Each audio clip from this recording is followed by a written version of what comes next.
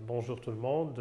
Je voudrais d'abord remercier les laboratoires Opalia Ricordati de nous donner cette occasion de nous retrouver pour parler d'un sujet d'actualité très important quand même, qui nous préoccupe tous et qui nous mobilise tous. Donc c'est le syndrome respiratoire aigu sévère à coronavirus 2, SARS-CoV-2 ou Covid-19 et la pathologie respiratoire.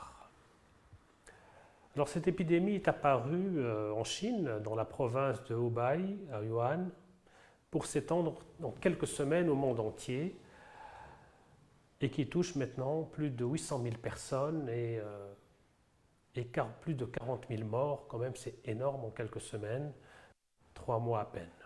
En Tunisie, à ce jour, l'épidémie est encore contenue avec moins de 500 cas et une grosse dizaine de décès. Quelle est la problématique qui nous concerne du point de vue respiratoire? C'est d'abord que la contamination, elle est aéroportée et manuportée, avec une contagiosité relativement élevée, on va le voir, et un tropisme respiratoire, comme plusieurs virus, comme la grippe, qui atteint essentiellement les voies aériennes inférieures, mais aussi le pharynx et la sphère ORL.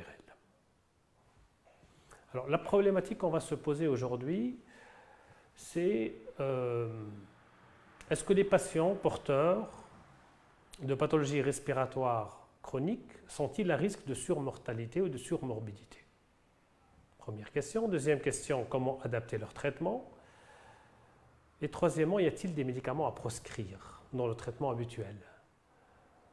Donc nous allons aborder deux pathologies respiratoires les plus fréquentes, l'asthme et la BPCO. Pourquoi? Parce que c'est les plus fréquentes et c'est un peu notre pain quotidien, mais on parlera 2-3 mots des autres pathologies de façon générale. Alors pour revenir un peu au virus, pour mettre un peu les choses en place, c'est un virus de la famille des coronavirus à l'origine de l'épidémie du Covid-19. Alors, vous savez, on a pendant quelques semaines SARS-CoV-2. Donc SARS pour Severe Acute Respiratory Syndrome et CoV-2 pour coronavirus 2. Alors chez l'homme, il y a 6 espèces de coronavirus connues et le SARS-CoV-2, il partage 80% d'identité génétique avec le SARS-CoV qui était apparu en 2003 aussi en Asie et 96% d'identité avec un virus de chauve-souris. Et puis, en général, de point de vue virologie, l'hypothèse qu'on a aujourd'hui, c'est que ce coronavirus est une zoonose avec une recombination génétique et une adaptation à l'homme.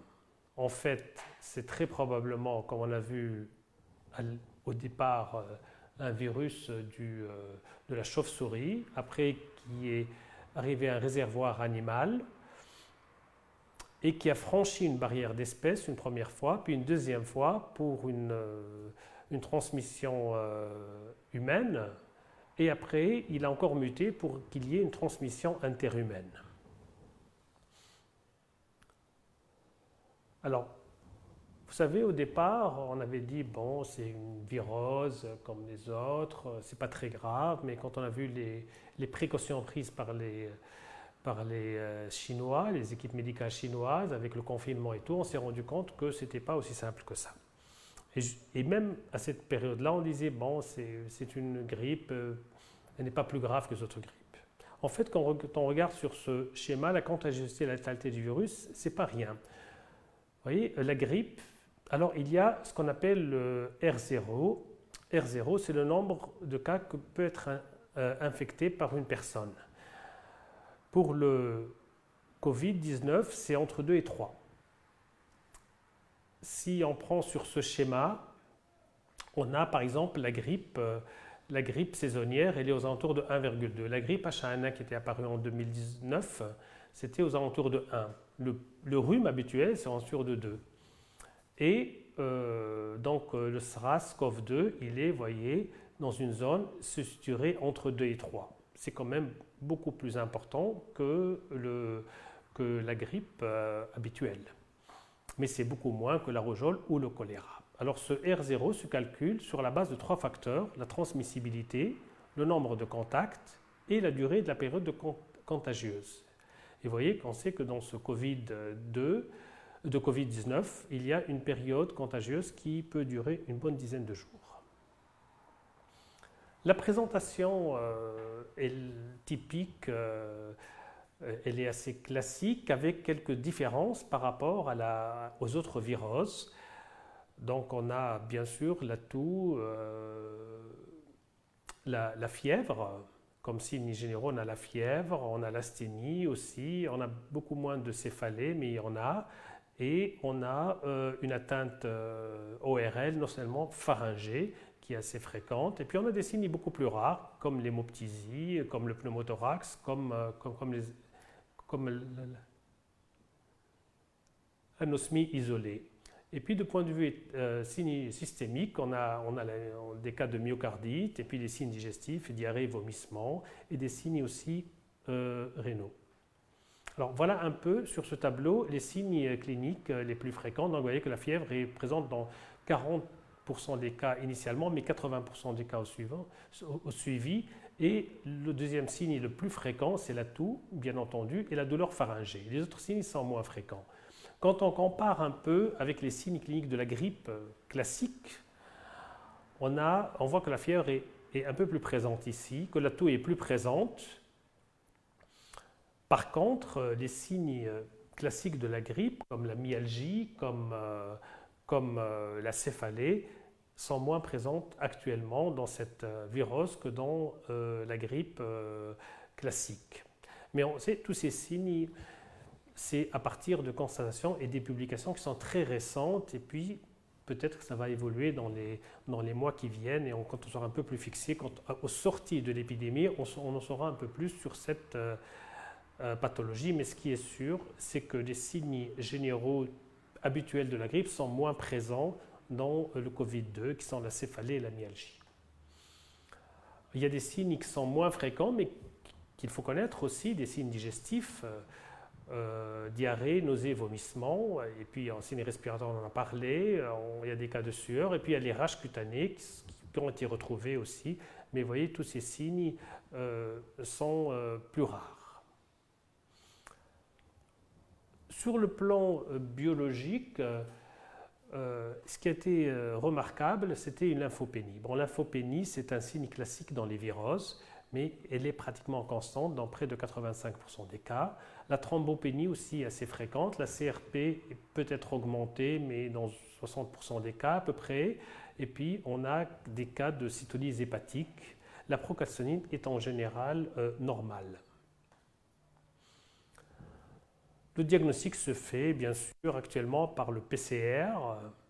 Il faut plusieurs heures pour avoir le résultat, on peut 24 heures, mais il y a des tests qui sont rapides, qui sont parfois en cours d'évaluation, on va dire, et on a encore pas mal de surprises, mais ce qui est sûr, que ces tests rapides, qui peuvent apparaître en 3 heures, mais il y en a même qui sont en 15 minutes, une évaluation très précise n'a pas été faite, mais ce qui est sûr, qu'il y a pas mal de faux négatifs, et ce qui est préconisé, c'est le jour où on aura le test rapide, de faire le test rapide. S'il est positif, bon, c'est très en faveur. S'il est négatif, et si on a une symptomatologie vraiment qui est très parlante, il faudrait passer à la PCR derrière. Mais ça permet aussi de limiter le nombre de PCR qui sont plus chers et qui durent beaucoup plus longtemps, plusieurs heures à un jour, pour avoir le résultat.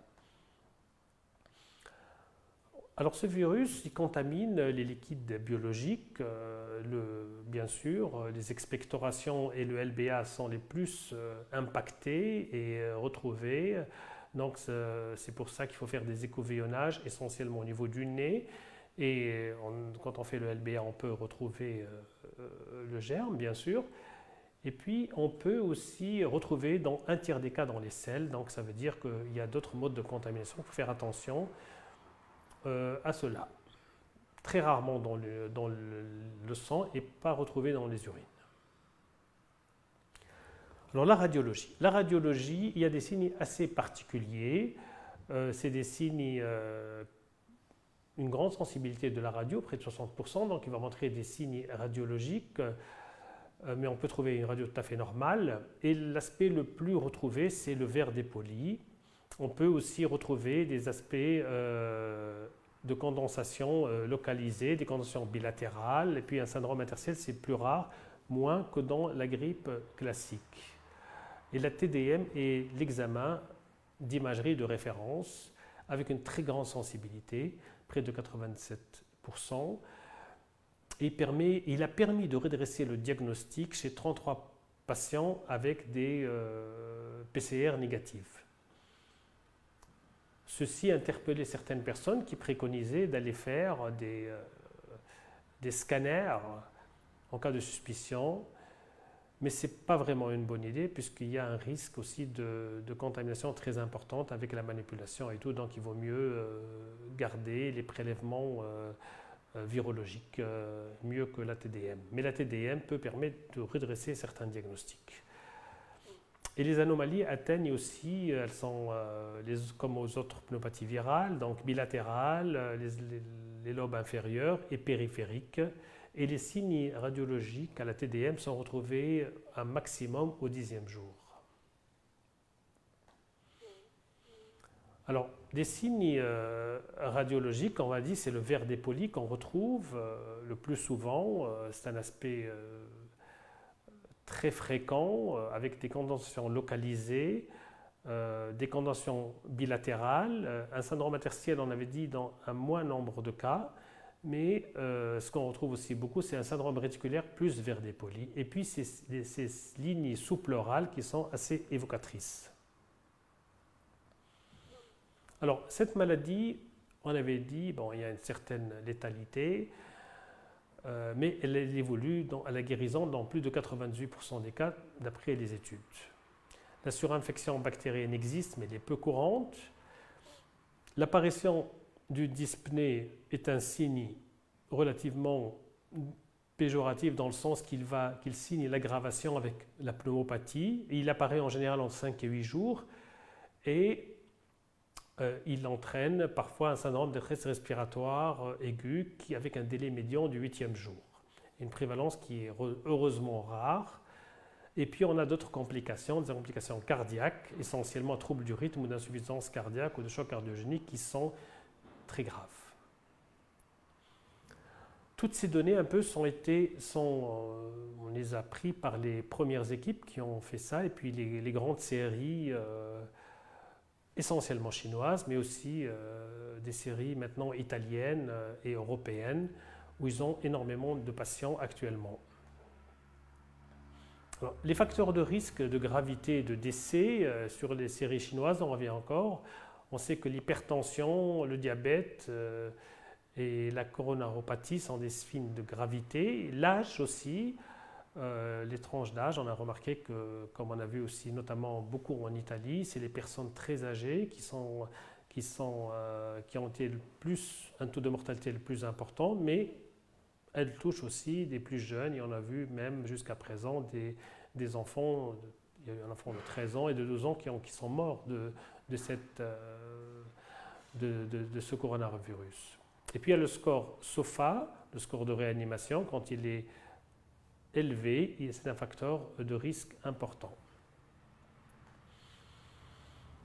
Les comorbidités courantes, ça veut dire quelles sont les populations à risque, le risque d'admission en réanimation, intubation ou décès. Dans une population chinoise, dans cette étude-là, aux alentours de 1000 patients, il y avait essentiellement la bronchopathie chronique obstructive, donc c'est une population à risque de morbidité et de mortalité. Les coronaropathies, on en a parlé, le diabète, l'hypertension et les AVC.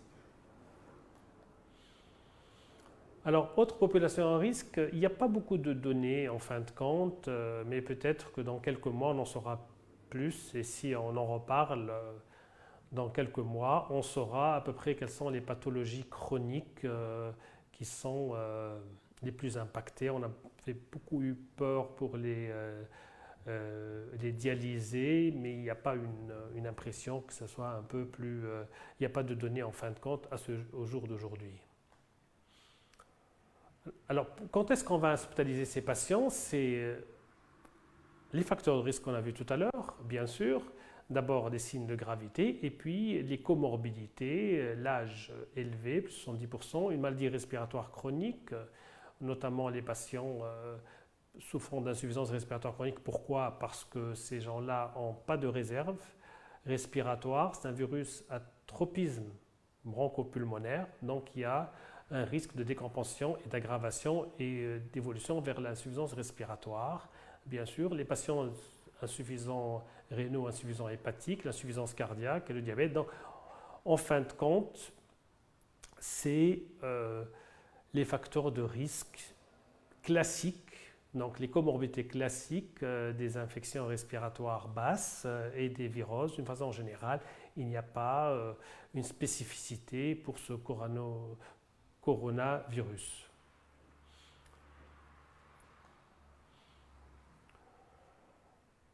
Alors le traitement. Donc le traitement, vous savez, c'est le problème du jour qui soulève des passions déchaînées au niveau médiatique surtout, mais on en voit aussi dans les échanges entre les médecins.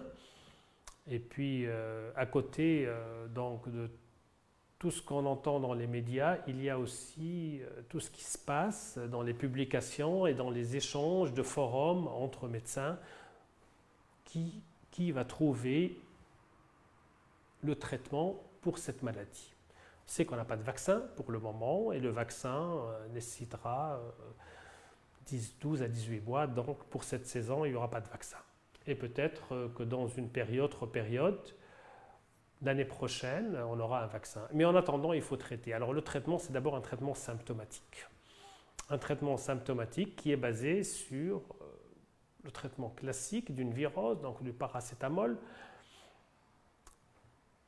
Les anti-inflammatoires non stéroïdiens sont contre-indiqués parce que dans les premières séries qui ont été montrées, on a retrouvé plusieurs patients très sévères ayant pris des anti-inflammatoires non stéroïdiens. C'est un facteur donc de mortalité et de morbidité sévère. Les corticoïdes ne sont pas indiqués dans le traitement d'un coronavirus, du corticoïde par voie générale. On en reviendra tout à l'heure quand on parlera un peu de la pathologie respiratoire. L'antibiothérapie, elle est préconisée essentiellement pour lutter contre une co-infection possible et fréquente. Et en général, on utilise de l'amoxicilline, acide clavulénique ou des céphalosporines de troisième génération. Et puis l'oxygène, bien sûr, donc on est toujours dans le traitement symptomatique, l'oxygène nasal au masque par saturation et parfois une oxygénothérapie à haut débit si nécessaire avec un masque haute concentration. Et malheureusement, parfois, on aura recours à une ventilation assistée avec intubation s'il y a un syndrome de détresse respiratoire aiguë de l'adulte ou bien s'il y a une hypoventilation alvéolaire ou bien s'il y a un épuisement respiratoire. Donc ça, c'est pour le traitement. Donc vous voyez que c'est le traitement essentiellement symptomatique, des antipyrétiques en ne donnant pas les anti-inflammatoires non stéroïdiens, les antibiotiques et puis l'oxygène et la ventilation mécanique. Donc vous voyez qu'on est on a peu de médicaments pour cette pathologie. Et puis on a les traitements qui sont à l'essai. Comme on avait dit que c'est une maladie nouvelle, donc il n'y a pas de traitement. Alors le traitement, qu'est-ce qu'on a fait? On a commencé à donner les traitements qu'on donnait dans les autres viroses. On a essayé un peu les traitements. Alors il y a les antiviraux, il y a le remdesivir, qui est analogue des nucléotides et qui est donné dans le virus d'Ebola. Et puis il y a lopinavir, ritonavir, donc cette association qui est inhibiteur de protéases, qui est aussi utilisée. Et puis il y a l'hydroxychloroquine ou la chloroquine, qui est un antipaludien et un immunomodulateur, et certains l'ont associé à l'azithromycine. Alors pourquoi ce médicament antipaludien? Parce qu'on a montré depuis quelques années qu'il avait une certaine action antivirale, donc il est utilisé, puisqu'il agit aussi sur des agents des agents microbiens intracellulaires. Et l'azithromycine. Pourquoi l'azithromycine? Parce qu'elle avait montré une certaine efficacité dans le Zika. Donc voilà un peu, mais c'est tous ces traitements, il n'y a pas encore de recul suffisant. Une grande étude épidémiologique, pardon, pas épidémiologique, un grand essai clinique européen a été débuté avec ces médicaments et on aura le résultat dans quelques semaines. Bon, il y a certaines équipes qui le donnent avec une certaine efficacité, mais on n'a pas à ce jour d'arguments scientifiques solides pour préconiser un traitement ou l'autre, c'est-à-dire qu'on n'a pas à ce jour un essai clinique avec un bras contrôle en double aveugle qui a montré l'efficacité d'un traitement de ce genre. À ce jour, on ne l'a pas, peut-être qu'on l'aura dans quelques semaines. Alors, pour revenir un peu maintenant à la pathologie respiratoire. Donc, la pathologie respiratoire, on va parler de l'asthme d'abord. Donc, l'asthme, il se définit, hétérogène, généralement caractérisé par une inflammation chronique des voies aériennes, définie par l'histoire des symptômes respiratoires tels que la respiration sifflante, l'essoufflement, l'oppression thoracique et la toux qui varient dans le temps et en intensité, ainsi qu'une limitation expiratoire variable du flux d'air. Donc ça, c'est la définition de l'asthme que vous connaissez tous, la définition du GINA. Alors,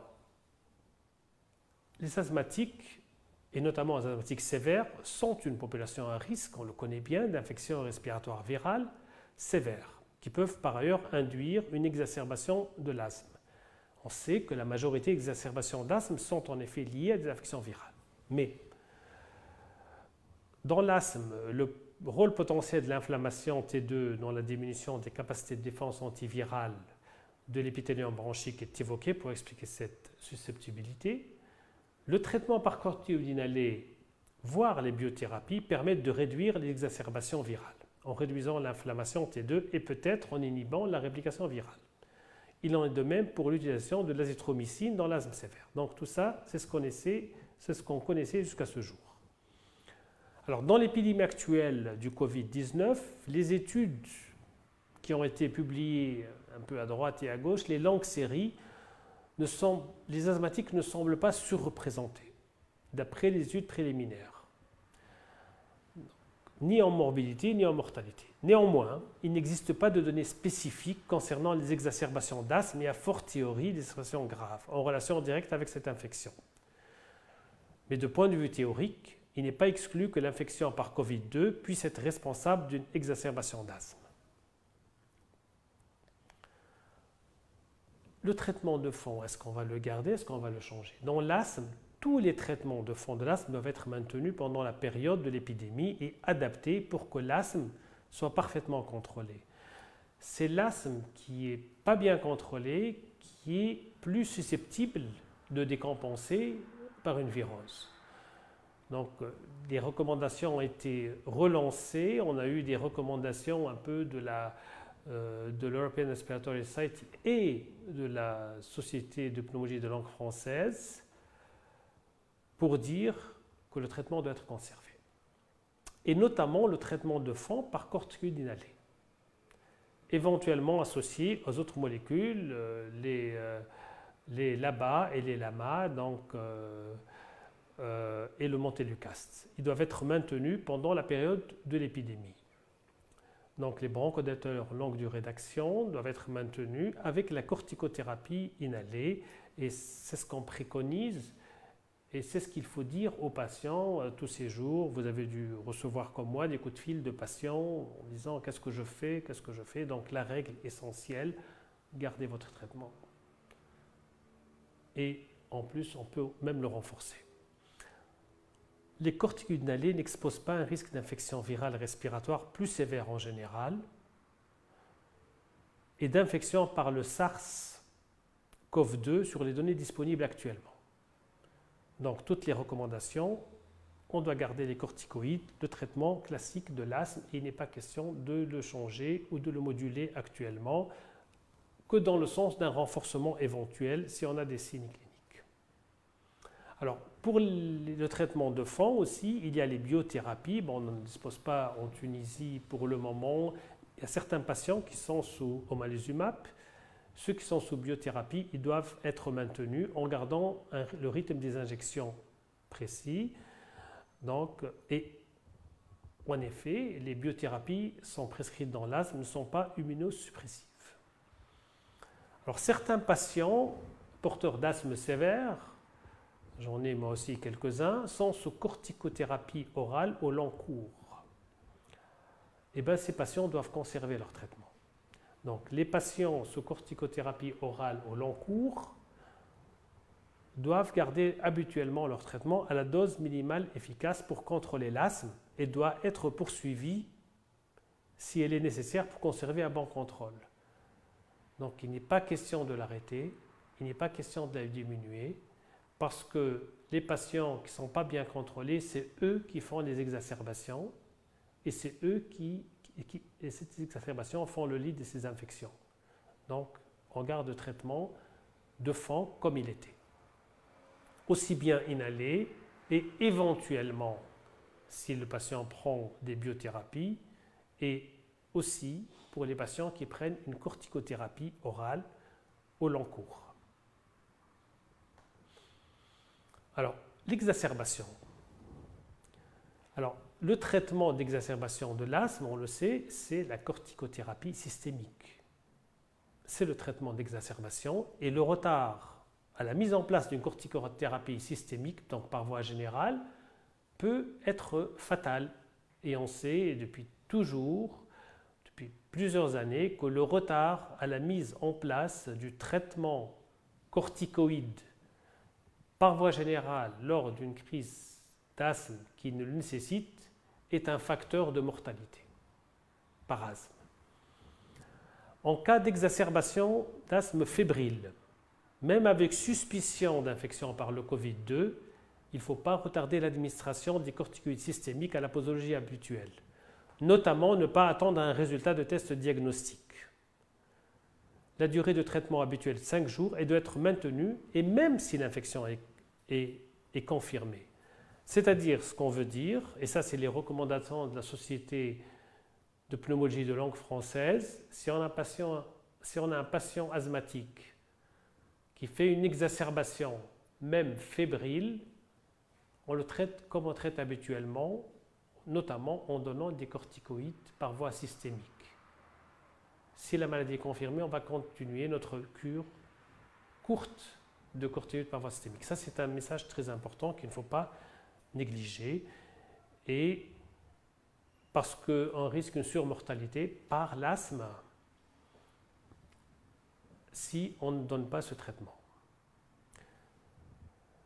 Les corticoïdes ne sont pas les anti-inflammatoires non stéroïdiens. Et c'est les anti-inflammatoires non stéroïdiens qui sont associés à des formes graves d'infection par le Covid-2.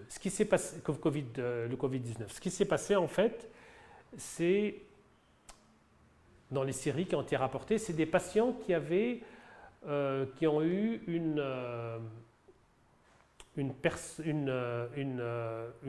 virose, un peu de fièvre, et qui sont allés prendre de l'ibuprofène ou un autre anti-inflammatoire non stéroïdien. Et en fait, il s'avérait que c'était cette infection-là, et ces gens-là ont fait une forme grave, voire mortelle de la maladie. Mais il y a des patients qui sont sous anti-inflammatoires non stéroïdiens au long cours pour des pathologies rhumatismales. Ces gens-là, ils ne doivent pas arrêter leur traitement aussi. Donc, ils doivent garder leur traitement. C'est ça, en fait, le traitement de fond doit être conservé. Et l'asthmatique qui fait une exacerbation, on va donner une corticothérapie par voie systémique si elle est nécessaire, bien entendu. Alors, il y a autre chose, par contre, qui interpelle, et là, ça pose un problème un peu plus délicat que les corticoïdes, c'est les nébulisations. Alors, on s'est rendu compte que les nébulisations peuvent augmenter la dissémination du virus dans les aérosols et nécessitent des précautions pour les soignants, mais aussi pour l'entourage.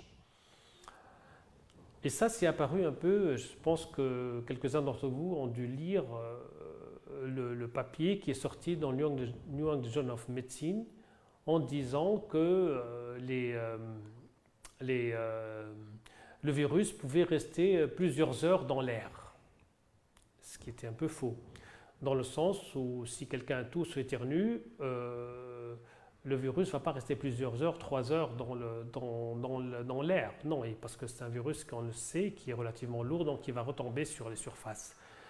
Mais ce qu'avaient fait dans cette étude-là, ils avaient utilisé des nébulisateurs.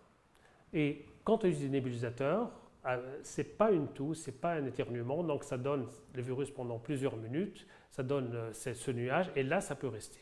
Et donc, on s'est rendu compte que les nébulisations peuvent contaminer les gens qui sont aux alentours. Donc, on va les réduire au maximum. Et ce qui est préconisé, c'est de donner les bronchodilatateurs, doivent être administrés par spray et chambre d'inhalation en cas de crise. Et ça a presque l'efficacité, ou ça peut être aussi efficace que les nébulisations, donc plusieurs bouffées dans une chambre d'inhalation, et ça limite au maximum ce nuage de virus qui peut contaminer et le personnel soignant, donc c'est pour ça qu'il faut qu'il soit protégé et tout, mais aussi l'entourage du patient.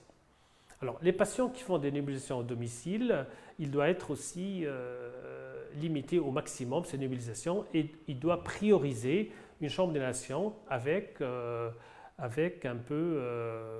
spray.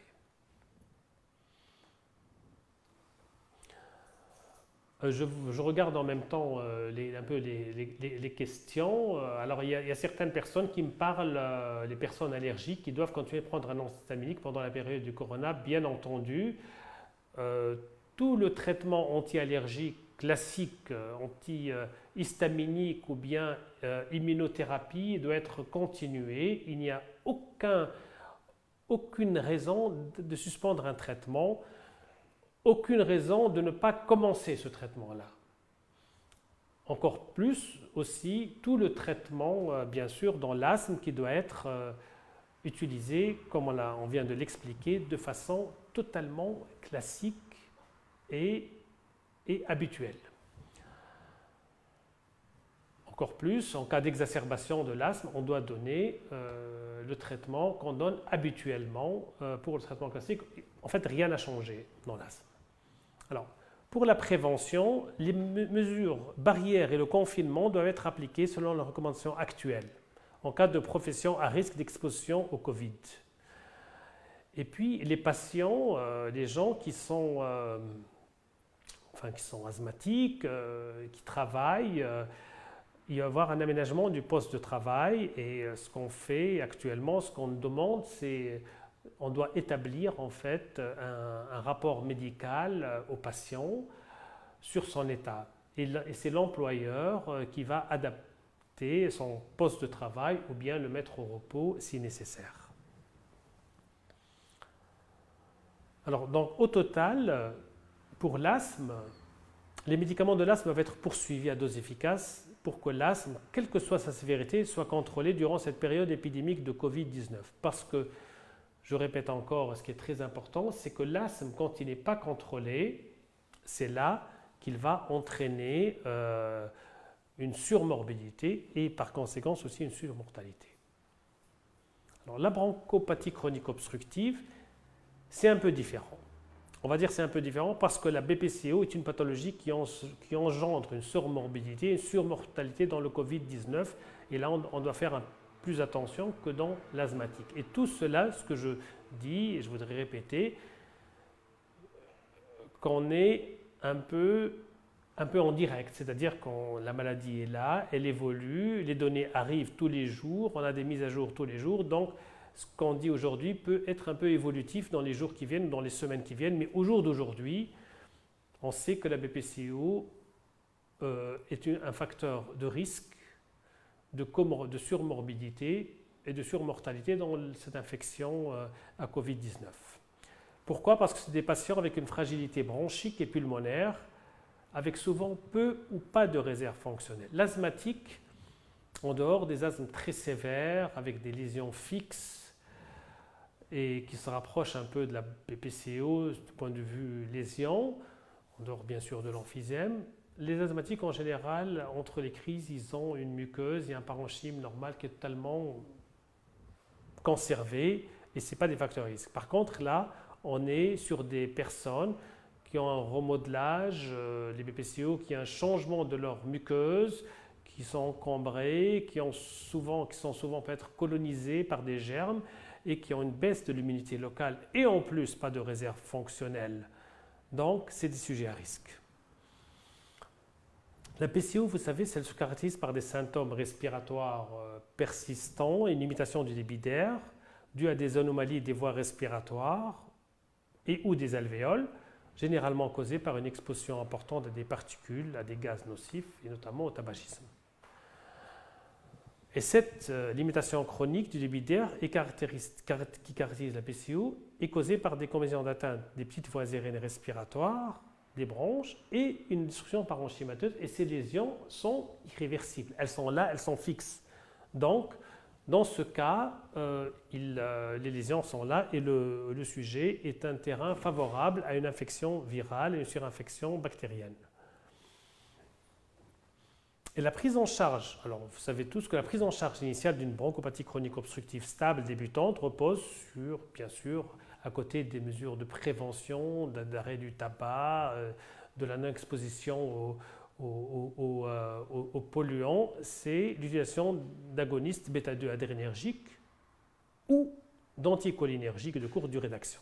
Ça, c'est le traitement de premier stade, quand on a dyspnée.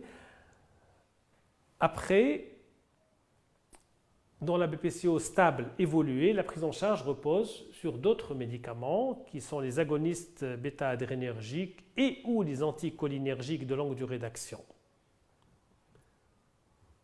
en monothérapie ou associés et qui peuvent être associés aussi aux corticoïdes inhalés dans les stades sévères avec exacerbation fréquente. Donc on peut avoir cette trithérapie dans les formes les plus sévères. Alors, dans la bronchopathie chronique obstructive, contrairement à l'asthme, les effets systémiques de cette corticothérapie inhalée sont plus tranchés. Diverses études ont montré que les corticostéroïdes, en particulier la fluticasone, augmentent chez le patient atteint de BPCO le risque de pneumonie. Vous connaissez tous ces études qui ont été faites il y a maintenant plus que 10 ans, qui ont montré qu'il y avait plus de pneumonie chez les patients qui prenaient des corticoïdes inhalés.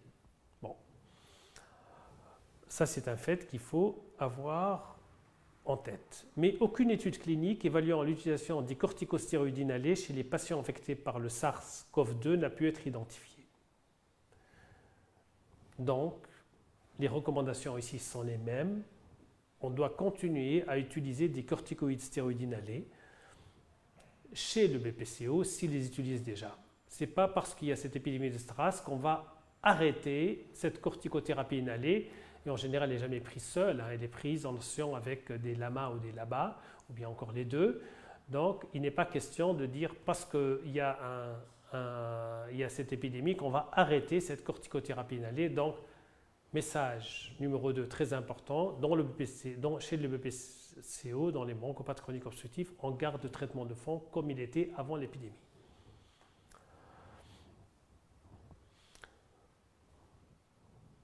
Bien sûr, l'indication des corticoïdes systémiques dans l'exacerbation de la PCO, il est moins tranché que dans l'asthme. On l'utilise de façon moins formelle que dans l'asthme. Et là, il est à utiliser au cas par cas en fonction de la sévérité clinique.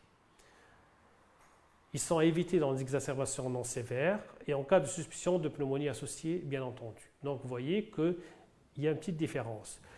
Si on peut se résumer, dans l'asthme, on garde le même traitement. En cas d'exacerbation, si on a besoin de corticoïdes par voie systémique, il faut les donner. Dans la PPCO, on les garde dans le traitement de fond, on ne les arrête pas. Et en cas d'exacerbation, on limite un peu leur utilisation. Ça veut dire qu'on ne va pas les utiliser systématiquement. Si la décompensation n'est pas très sévère, on ne va pas les utiliser, on va essayer d'autres moyens. En résumé, maintenant on va se résumer de façon générale. Les asthmatiques ne semblent pas des populations à risque de surmorbidité et de surmortalité. néanmoins, pour l'infection Covid, peut décompenser l'asthme. Les bronchopathies chroniques obstructives sont des populations à risque de surmorbidité et de surmortalité, notamment en raison de leur fragilité et de l'absence des réserves fonctionnelles. Donc là, on l'a vu d'ailleurs dans les tableaux tout à l'heure, ils sont fréquents.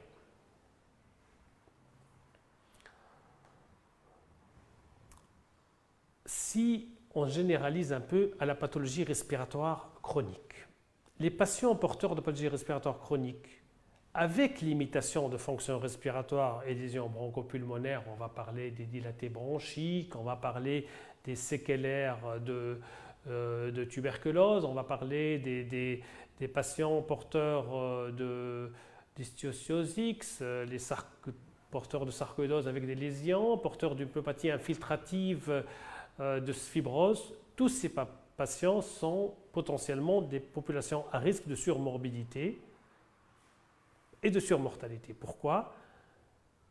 Parce que leur fragilité, leur baisse de l'immunité locale et de l'absence de réserve fonctionnelle.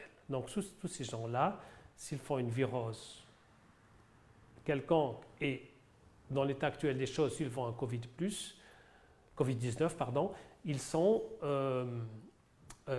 à risque de morbidité et aussi de mortalité.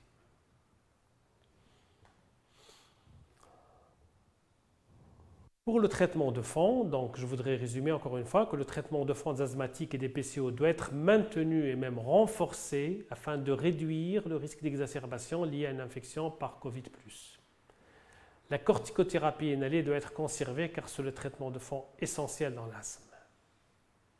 Dans la BPCO, il est indiqué associé au bronchodilateur à longue durée d'action chez exacerbateur fréquent s'il la prenait avant l'infection, avant l'épidémie, il doit conserver son traitement. En ce qui concerne le traitement de fond des asthmatiques, des PCO doit être maintenu et même renforcé afin de réduire. Et si le traitement de fond chez l'asthmatique sévère comportait une corticothérapie systémique, il ne faut pas l'interrompre en conservant la dose minimale nécessaire au contrôle de la maladie, bien entendu. Alors, dans les exacerbations, il ne faut pas retarder le recours aux corticoïdes systémiques dans l'asthme, même en cas de suspicion d'infection Covid-D. Dans la BPCO, il faut éviter la corticothérapie systémique, notamment si on a une pneumopathie avérée. Pour les exacerbations aussi, en cas de suspicion de confirmation d'infection à Covid, il faut limiter les séances d'aérosols et les remplacer tant que possible par des sprays et des chambres d'inhalation.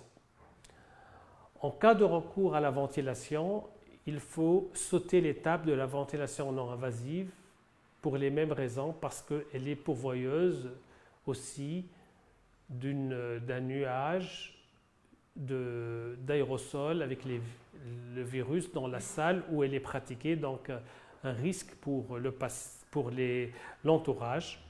Et il faut préférer l'intubation et la ventilation contrôlée. Donc les aérosols et la VNI augmentent le risque de propagation du virus à l'entourage.